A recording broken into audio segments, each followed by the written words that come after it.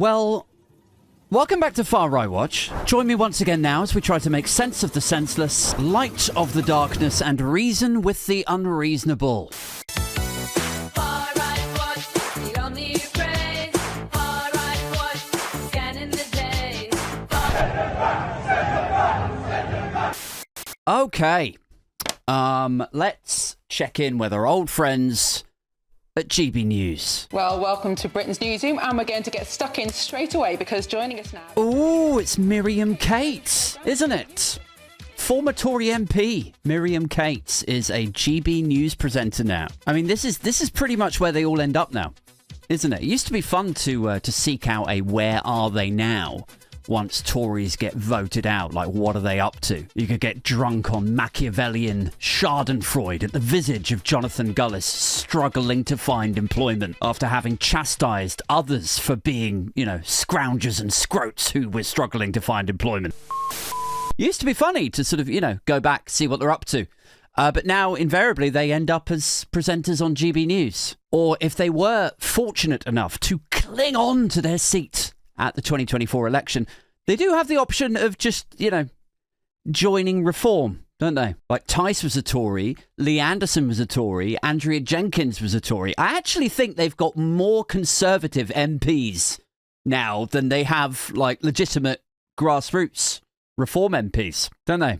It's an interesting setup for a political party that advertises itself as an alternative to the hopeless Tories have let everybody down for all of these years. I don't know why anyone thinks that Reform are going to be any different. Like, they are the Tories. Same donors, same MPs, same former chairmen, same journalists cheering them on. Anyway, it's nice to see Miriam Cates here on GB News. Partly to see her not as a Tory MP any longer, partly to see her not as a refugee leaving the war and famine of the Conservative Party and going over to Reform. It's nice to not see that. But it's also nice to see her taking time out from her other passion, which was she and her husband ran an app, and it was charging food banks to use it.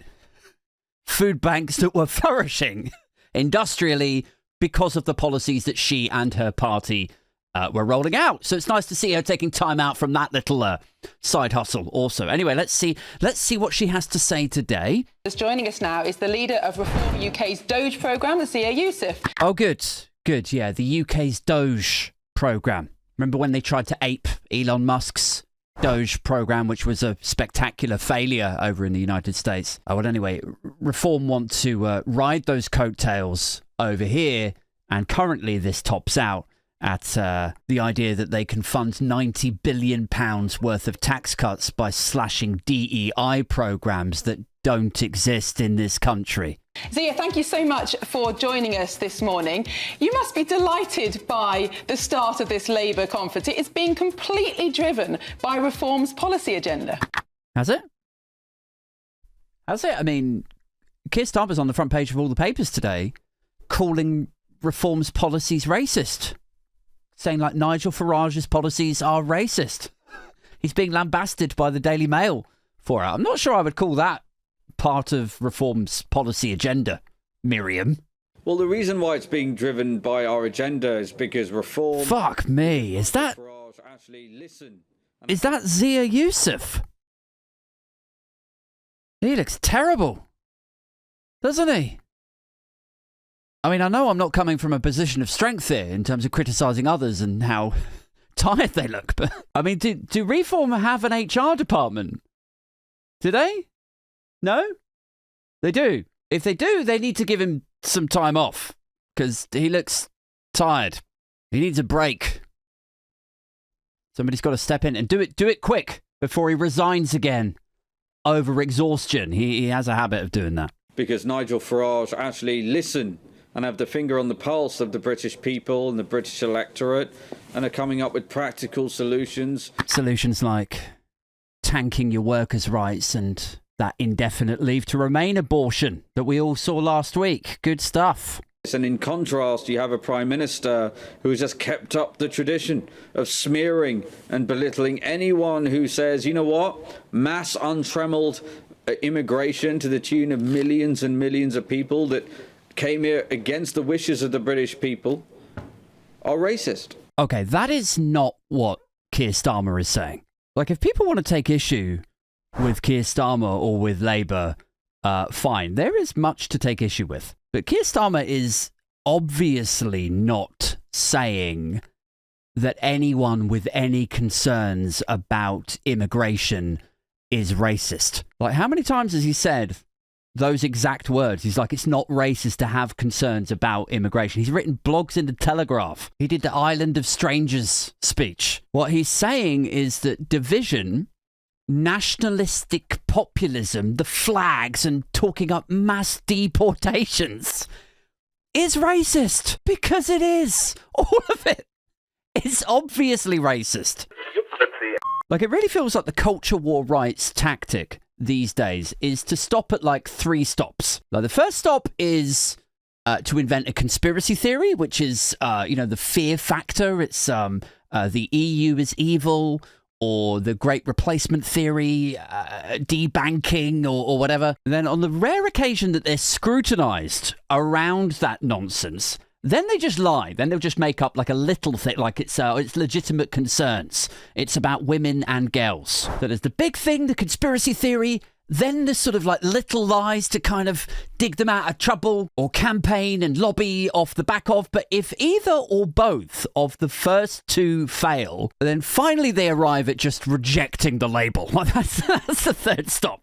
It's just rejecting the label. Like, you are being far right. No, I'm not. Stop calling normal people far right. Or in this case, it's like this policy is racist. Again, we've been through the conspiracy theory stage, then the women and girls and legitimate concern stage. Finally, we're at the this policy is racist. Now it just gets you stop calling everyone racist. Like, that is the approach, isn't it? Like, we see it again and again. Is conspiracy theory, then lies to try to back it up, and if all else fails, just reject the term. We expect, and Nigel Farage, if he's Prime Minister, he will expect migrants to pay their way, speak English, and not commit crime. Hang on a second. Like, why have they got Zia Yusuf MP written there? Like, Zia Yusuf is not an MP. He just works for Reform. He's a businessman. He's not an elected member of parliament. I mean, I know the advertiser boycott is starving GB News of funds, but could you not find a producer for a news show that knows who is and is not an MP? And not commit crime. The fact that Keir Starmer thinks such a policy is racist. Okay, so I think we've established how GB News and the Reform Party are handling this accurate assertion that things like mass deportations are indeed racist. There is another way to handle this, though. Step forward, Nick Ferrari. How can you support a racist policy and not be racist? I think it is a racist policy, and let me tell you why. I understand that, but how can... it doesn't matter whether I do, but how could one support a racist policy and not be racist? So do you see what he's doing here, right? So obviously the idea of rounding up the immigrants is racist, okay? We've all read the history books. We know where that's headed. Blaming minorities, blaming the vulnerable, blaming people of colour for society's ills. We know what this is, guys. But we've been through the conspiracy theory stage of, ethnic minorities are more predisposed to committing crime. That was on the front page of the Telegraph, a study commissioned by the Centre for Migration Control.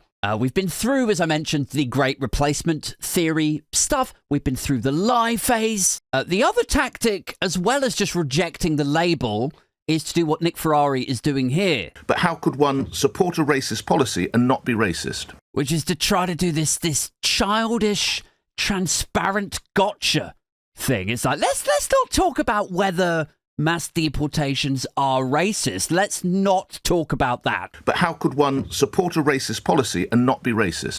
Instead, let's say, okay, so the party policy is right. So do you think anyone that supports that party then is racist?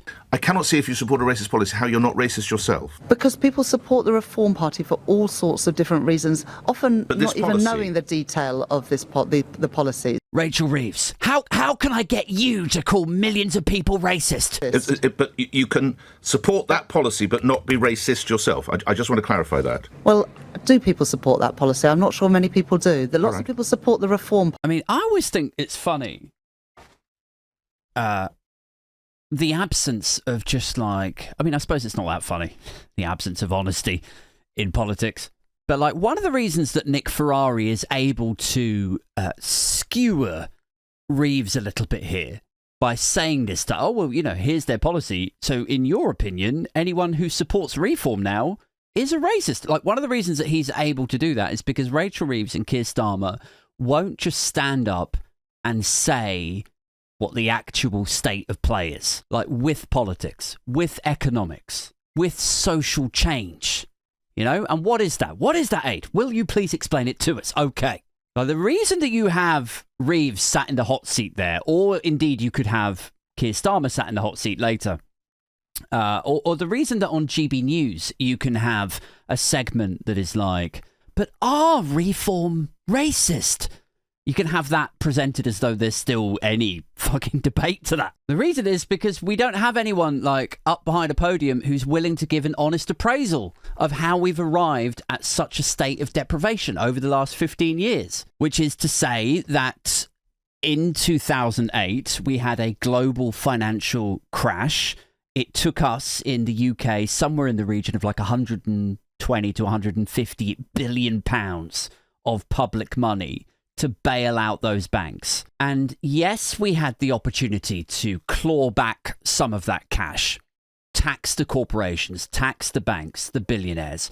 But because of a mix of corruption and the fact that banking is our bread and butter industry here in Britain, the governments of the day chose to punish the working population instead and try to claw back that money through a mix of high taxation, shutting down public services, VAT, NI, income tax, all of it went up, disposable incomes went down, lifeline public services, sexual health checkup clinics, NHS walk-in centres, all of them were shuttered as more and more fake money, magic money was dreamt up in the Bank of England that went into buying government bonds to sort of synthesise demand for bonds, gilts, government borrowing money. So international investors, like if they didn't want to invest in the UK, it wouldn't have a detrimental impact on sterling or on the price of bonds. It wouldn't jack up the interest rates and make it even more expensive to borrow money in the future. Because they dreamt up these tens of billions of pounds of sterling, cash became worth less or worthless. Meanwhile, rich people started buying up assets because cash, you know, why put your money in a cash or savings account or anything close to it or in currency when you could be putting it in gold or silver or stocks, shares, bonds, property. So all of that soared. Rich people got incredibly rich. The super wealthy got even more super wealthier, while regular working people's wages and salaries gradually lost their buying power. So things, products, services became out of reach for a lot of people. Your lives all got shitter. But because, again, you know, through a mix of corruption and the fact that just, you know, politicians and lobbying groups, all of them tend to be actually quite wealthy, the political right, who have been in power for the majority of that time, they found a scapegoat in the form of mass immigration, in the form of foreigners, which would never have caught on if people's lives had been improving, if your lot, if you were doing okay, if you had a mortgage, if you could afford a house and the social contract hadn't been broken, probably wouldn't have caught on the way that it has, this political fad. But because everything got worse to the less politically aware and less economically astute, the idea kind of made sense. You know, more people coming in, fewer things to go round, taxes going up to foot the bill for this guy down the road. How come this guy gets to stay in a cushy hotel when I can't afford anything? Is basically the mentality, the narrative that has been woven. So the rich just got richer, the poor just got poorer, and because people are getting taxed to the hilt and everything's so fucking expensive, Nobody has any money to spend, and so the economy is just stagnant. You do still have a couple of options to try to fix that. You could rejoin the EU and hope that being part of that big supermarket trading bloc might spark growth. You could get a load of immigrants in to try to balance the population better, so there are more young people than older people. Once again, you could socialise childcare, get a few parents back to work. You could order and regulate Tesco to pay their staff better so they weren't training the state with universal credit top-up wages. But none of these problems will go away while billionaire wealth explodes, inequality balloons, working people remain broke, and we completely remove ourselves from the global economic conversation. But you will be unsurprised to hear that literally none of that will feature in Rachel Reeves' speech or Keir Starmer's speeches or whatever. So yeah, I'll see you next week for another episode of Far Right Watch, because all of this, it's just going to continue.